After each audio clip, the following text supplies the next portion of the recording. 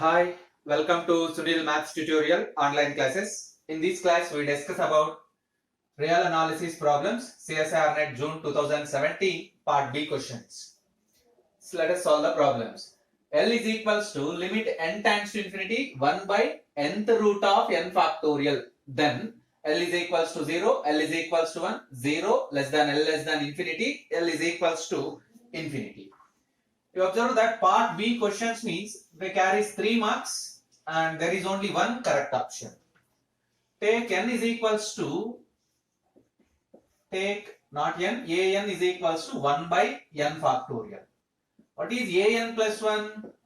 1 by n plus 1 factorial. Now calculate the ratio.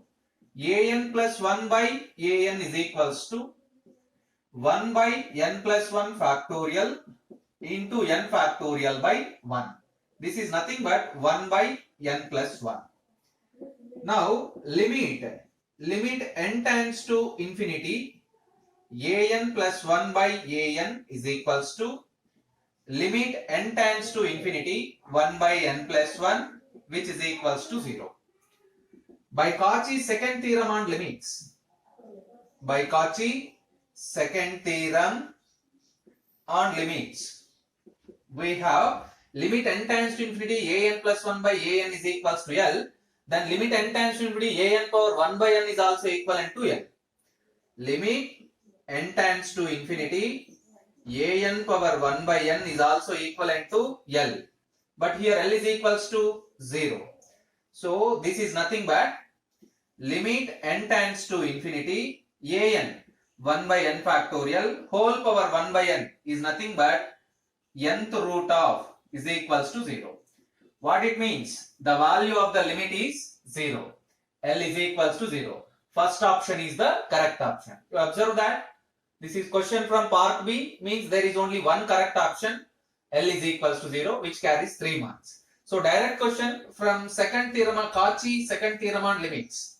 By Cauchy second theorem on limits, you can solve this problem. Observe the solution. Let us go for next problem. Consider the sequence an is equals to 1 plus minus 1 whole power n by n whole power n. Then we have the following options. Limit n tends to infinity, supremum of an is equals to limit n tends to infinity, infimum of an is equals to 1. And second option, limit n tends to infinity, supremum of an is equals to limit n tends to infinity, infimum of an is equals to e, and so on. There are 4 options. Let us find supremum and infimum of this sequence. Then very clearly you can choose the right option. So an is equals to 1 plus minus 1 power n by n whole power n. It can be written as for even numbers 1 plus 1 by n whole power n. If n is even, minus 1 power n becomes 1. 1 minus 1 by n whole power n if n is odd.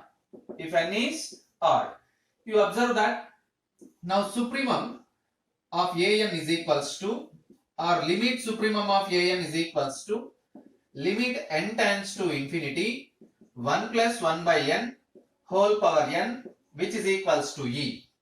Limit infimum of an or limit n tends to infinity, infimum of an is equals to limit n tends to infinity. Whenever odd case, we observe that 1 plus 1 by n is always greater than 1 minus 1 by n. 1 plus 1 by n is always greater than 1 minus 1 by n. So limit n, infimum means limit n tends to infinity 1 minus 1 by n whole power n. This gives e power minus 1 by e. Now you observe that limit supremum of an is equals to e, limit infimum of an is equals to 1 by e. Now observe the options. Actually they are not equals to one another. Option 4 is the correct option. A greater than 0, the series summation n is equals to 1 to infinity a power ln of n. Ln of n means natural logarithms. Ln of n is convergent if and only if there are 4 conditions: 0 less than a less than e, 0 less than a less than or equals to e, 0 less than a less than 1 by e, 0 less than a less than or equals to 1 by e. Given series is summation n is equals to 1 to infinity a power ln of n. A power ln of n. Summation n is equals to 1 to infinity a power ln of n. What happens if a is equals to 1? If a is equals to 1, this series becomes summation n is equals to 1 to infinity 1. Because 1 power anything is 1. Clearly this series is divergent. If a is equals to 1, then the given series is divergent. If a is equals to 1, given series is divergent. The value of e is approximately 2.7. The value of e is approximately 2.7. You observe that 0 less than a less than e means maybe a is equals to 1. 0 less than a less than or equals to e. Again a may be equivalent to 1. So option 1 and option 2 are wrong. Let us check that what happens if a is equals to 1 by e. If a is equals to 1 by e, then the given series summation n is equals to 1 to infinity 1 by e whole power ln of n, which is equals to summation n is equals to 1 to infinity, you get 1 by n.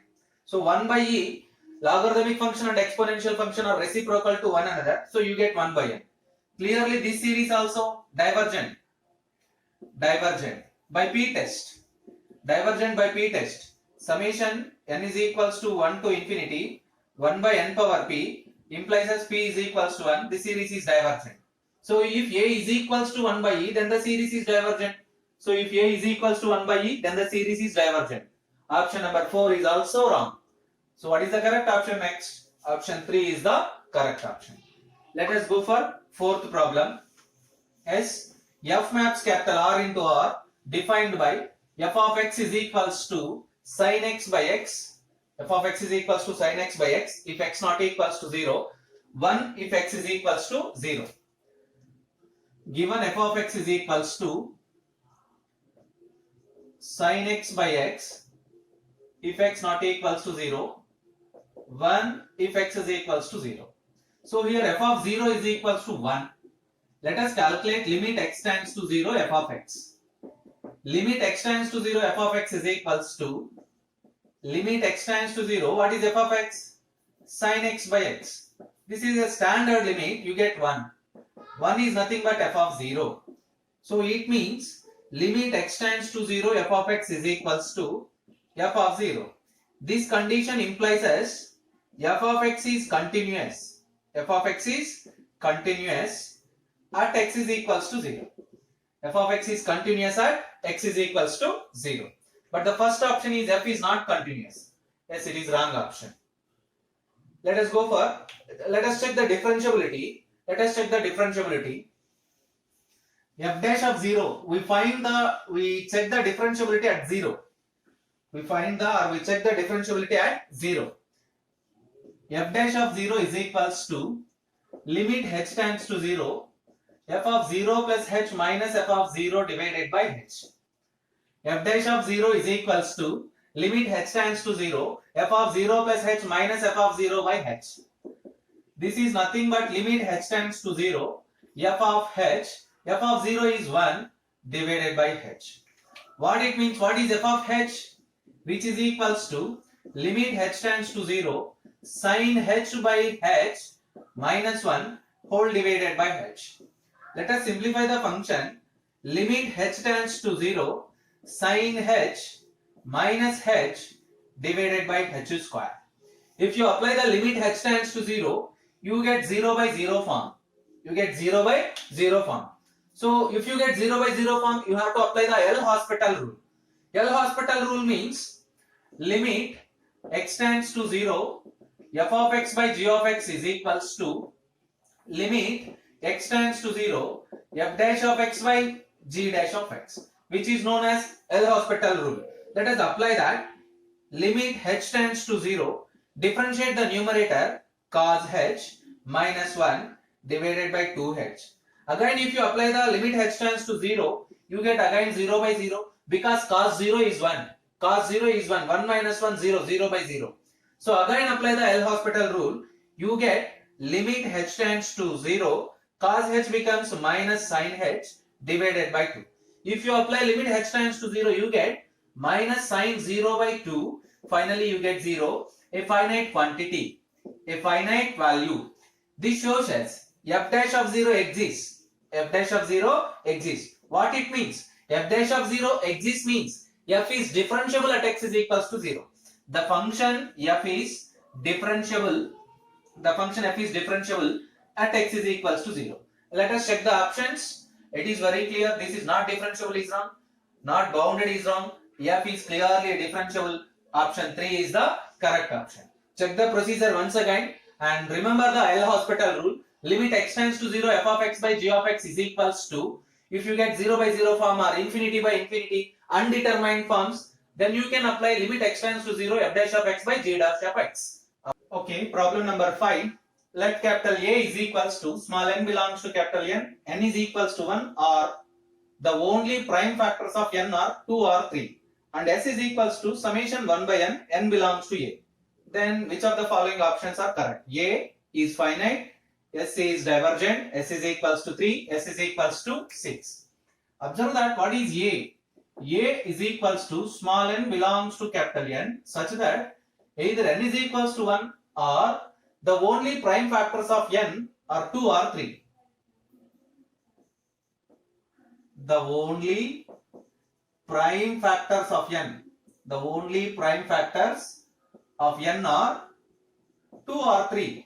What it means? That n can be written as some 2 power n into 3 power l such that m comma l is equals to 0, 1, 2, 3, and so on up to valid. Because n is equals to 1, 0 is also valid. N is equals to 1, if m is equals to l is equals to 0, we get 1. So 0 is also valid.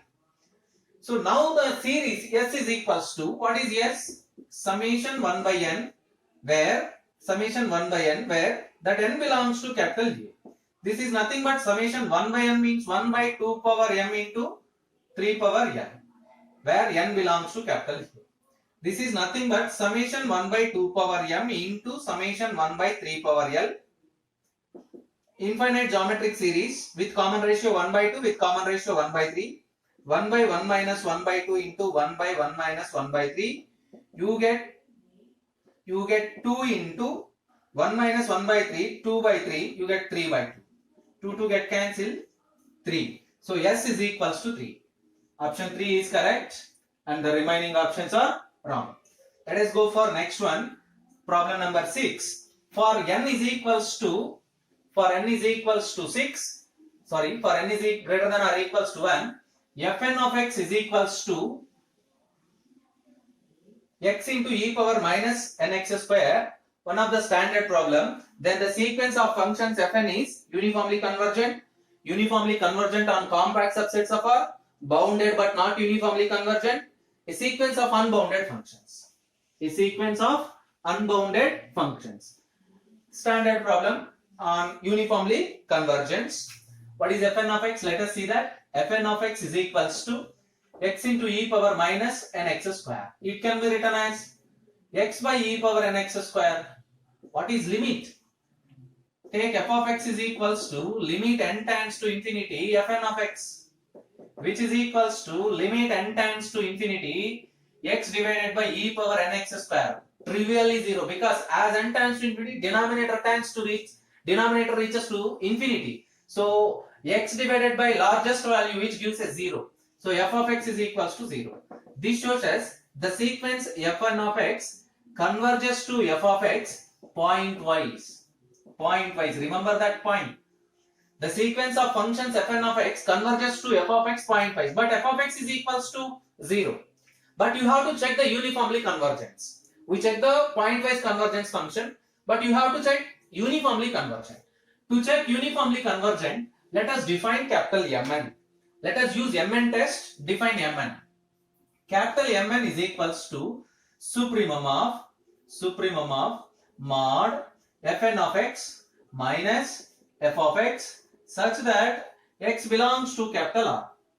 Mn is equals to supremum of mod fn of x minus f of x such that x belongs to capital R.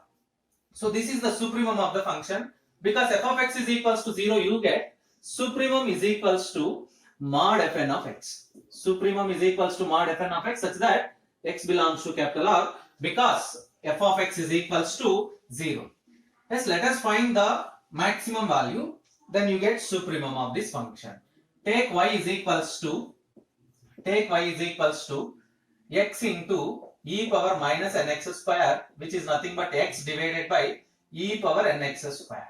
Now dy by dx is equals to apply u by v rule, e power nx square into derivative of x is 1 minus x into derivative of this one e power nx square into 2nx divided by e power nx square whole square.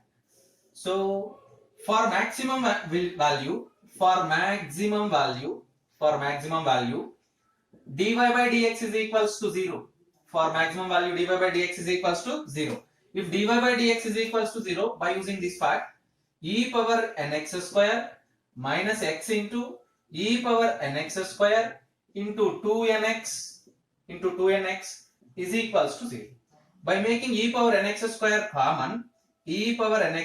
common, 1 minus x into 2nx square is equals to 0. This term always not equals to 0. So only possible case is 1 minus 2nx square is equals to 0. What it means? 2nx square is equals to 1. X square is equals to 1 by 2n. X is equals to plus or minus 1 by root 2n. Observe that. X is equals to plus or minus 1 by root 2n. Maximum value exists at positive value. X is equals to 1 by root n. Maximum exists at x is equals to 1 by square root of 2n. Therefore, maximum value of mn is equals to, or supremum of mn is equals to, what is mn here? X by e power n square at x value at x is equals to 1 by root 2n. You get 1 by root 2n divided by e power n square, e power n x square, n into x square, 1 by 2n, nn get cancelled. Let us continue this. Which is equals to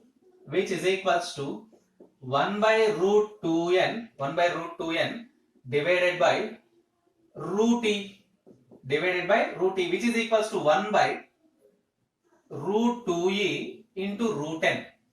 So now find limit n tends to infinity mn. Limit n tends to infinity 1 by square root of 2e into root n, which tends to 0. Limit n tends to infinity mn is equals to 0. This condition implies as the sequence of functions is uniformly convergent. Limit n tends to infinity mn is equals to 0 gives us the sequence of functions fn is uniformly convergent. What is the first option is the correct option. Remaining all the three options are wrong because it is a part B question. Observe the procedure, and this is problem. Let f maps capital R into R be a continuous mapping. Choose the correct statement. F is bounded. The image of f is an open subset of R. F of A is bounded for all bounded subsets A of R.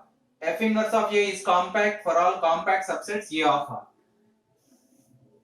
There is no information about the mapping. F maps R into R be a continuous map. Particularly, it is not defined like that. F of x is equals to x square and so on, like that. So you have to solve this problem by using counter examples. F maps capital R into R. Defined by f of x is equals to x. I take very simple function which is known as identity function.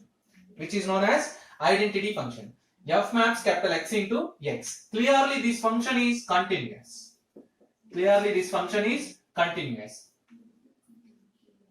F maps capital R into R defined by f of x is equals to x is an identity function. Clearly it is continuous. So we need the same thing, continuous mapping. So clear it is not bounded, it is unbounded. It is unbounded. Means the function f is not bounded. The function f is not bounded. Let us go for next one. Suppose f maps capital R into R defined by f of x is equals to sin x. F of x is equals to sin x. This function is always continuous. Sin function is always continuous on R. It is always continuous on R. F of x is always continuous on R. The image of R is, or f of R, the image of f of R is, because sin x is lies between minus 1 and plus 1, the image of R is minus 1 and 1, closed interval minus 1 and 1, which is clearly a closed set, which is clearly a closed set. But here given that the image of f is an open subset. The image of f is an open subset. But we get the image of f is a closed set. So option 2 is also wrong. Option 2 is also wrong. Let us check the next options also. Take capital A is equals to a closed interval minus 2 to 2. A closed interval minus 2 to 2. It is clearly a closed and bounded interval. We know that it is very clearly compact. Very clearly compact. What is f inverse of A? F inverse of A is equals to R. F inverse of A is equals to R. But R is not compact. But R is not compact. You observe that f inverse of A is compact for all compact subsets A of capital R. Capital A is a compact subset of capital R. Capital A is compact subset of capital R. But its inverse is not compact. But given that it is compact, f inverse of A is also compact. F inverse of A is not compact. Option 4 is also wrong. The only correct option is B. Option number 3 is the correct option. F of A is bounded for all bounded subsets A of R. Observe that.